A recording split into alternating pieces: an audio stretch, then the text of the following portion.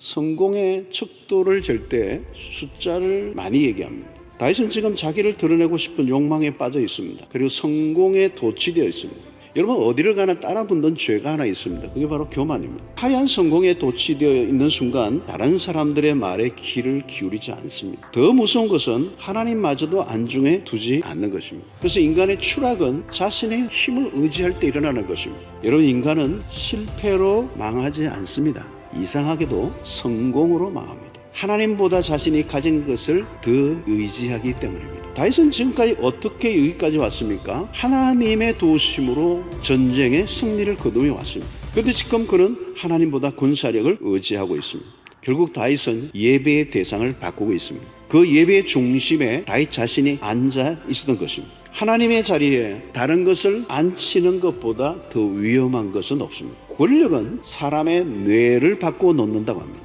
다윗은 힘들고 어려울 때는 하나님을 전적으로 매달리고 살았습니다. 그런데 이제는 자신이 하나님이 되어 있습니다. 바로 이것이 성공이 가져다준 끔찍한 변질입니다. 우리를 늘 시험하고 유혹하는 것들이 무엇입니까? 이 세상의 권세와 인기와 그런 것들을 추구하는 동안에는 하나님이 개입할 여지가 없어요. 우리가 가진 것을 세고 자랑하기 시작할 때부터, 가진 것을 의지하기 시작할 때가 위험한 것입니다. 여러분, 하나님을 믿고 따르면 삶을 풍성케 하십니다. 하나님이 형통하게 하십니다. 문제는 그 다음이에요.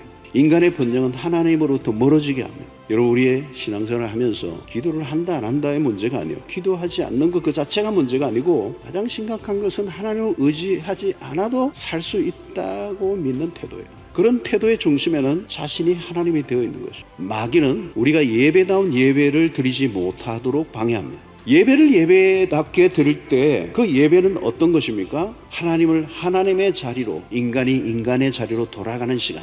그 예배를 통하여 인간은 자신의 한계를 인정하고 자신에 대한 과대 망상증에서 벗어나 철저히 자기에 대해서 절망할 때 하나님에 대한 우리의 태도는 달라지게 되는 것입니다. 하나님은 하나님이시고 피조물은 피조물이라는 이 경계선을 놓치지 않아야 합니다.